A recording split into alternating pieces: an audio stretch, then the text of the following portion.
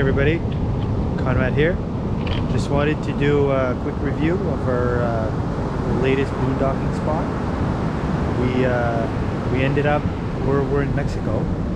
We ended up at a place called Beach Under the Cliffs.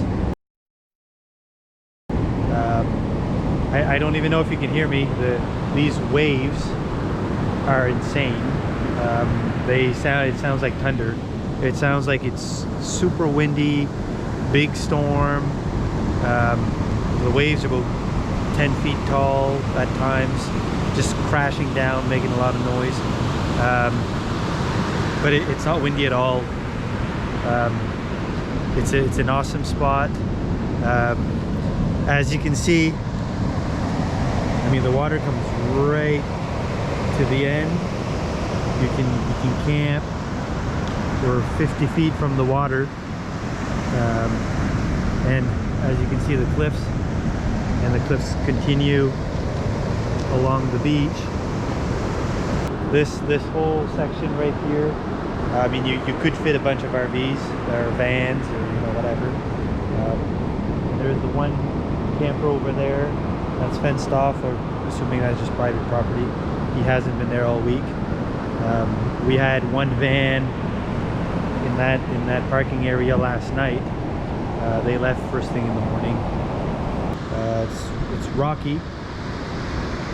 It's fairly level. The water, the tides, it goes out about 200 feet. Some of the locals during the day at low tide, they go by with small trucks a few times a day.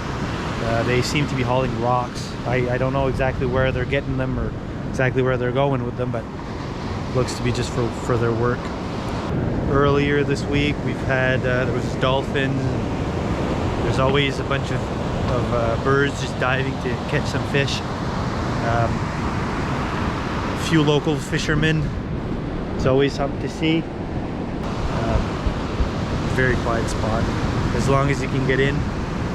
There's two major areas in the road that can cause problems, especially if you have a big rig. For a van or camper van or small motor home or something, it'd be just fine. And it's not really that it's causing issues because of the size. The problem really is mostly because it's a fifth wheel. There's only a limited amount of room between the camper and the box. So if you get too much of a weird hill and you tilt, well, then the camper will touch the box. So what we had to do was block up the wheels with some of our blocking to try to get the camper level, but then you can only do a foot or two at a time, and then you got to reblock the whole thing just to try to not cause damage to the underneath of the camper or the top of the box. A tag along would be fine probably on that road.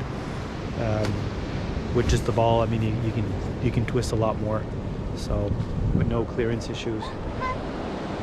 Hopefully it'll be very uneventful to try to get out of here, but I'm imagining the two spots that gave us issues coming in, I'm assuming we'll have the same issues going out, so we'll get some footage of that to show you guys.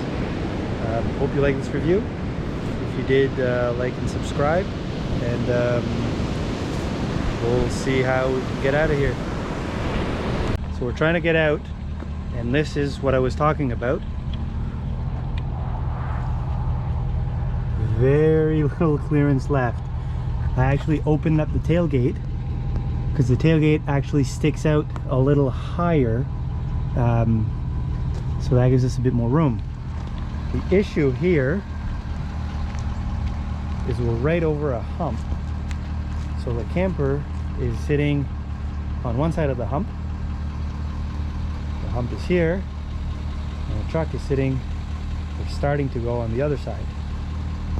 So you can see the angle, that's what it gives us. And to try to solve that, I put one of our pieces of blocking there on the front, try to lift the front tire up, hopefully drop this angle a little bit. Once we get out of this hole, it might be better, might be worse, there's some more. Let's see what it does. So the blocking on the front wasn't enough to clear, so it backed up a little bit. We can try to put some more underneath these tires. Lift this side up, try to level it off.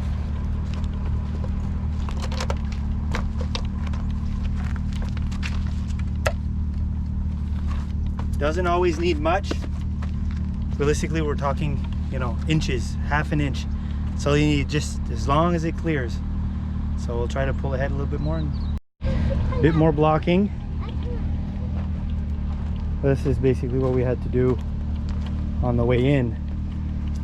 Except it was dark, it's getting late. We just wanted to get settled in. That's the road that goes in.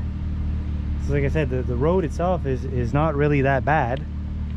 You know, if you had a smaller rig slightly, just to try to get over this hump. Got a bit of blocking on the truck. This is what we're getting. We got about, I don't know, half an inch, 3/4 of an inch of clearance. So as we go along, just trying to get rid of this angle.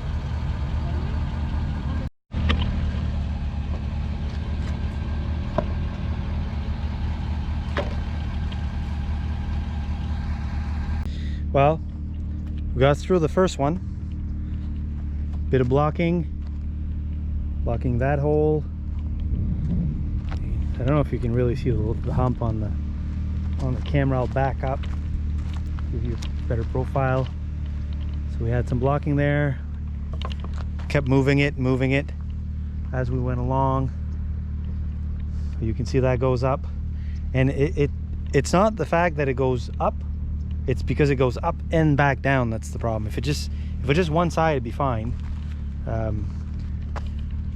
But we got her clear, put the blocking away, and then we'll go on to the next one. There's one more obstacle, and then after that, hopefully we should be fine.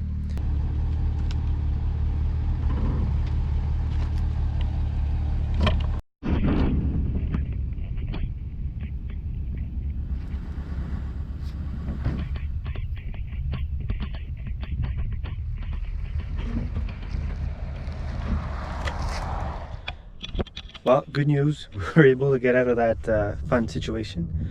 It's luckily we had two locals stop in and give us a hand moving the blocking.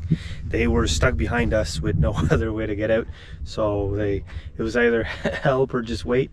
So they were very nice, came out, helped out. So we didn't want to waste their time, so we didn't stop and film too much. But yeah, it was it was interesting, and thanks to those two guys, and we'll see you guys on our next adventure. Thanks, bye.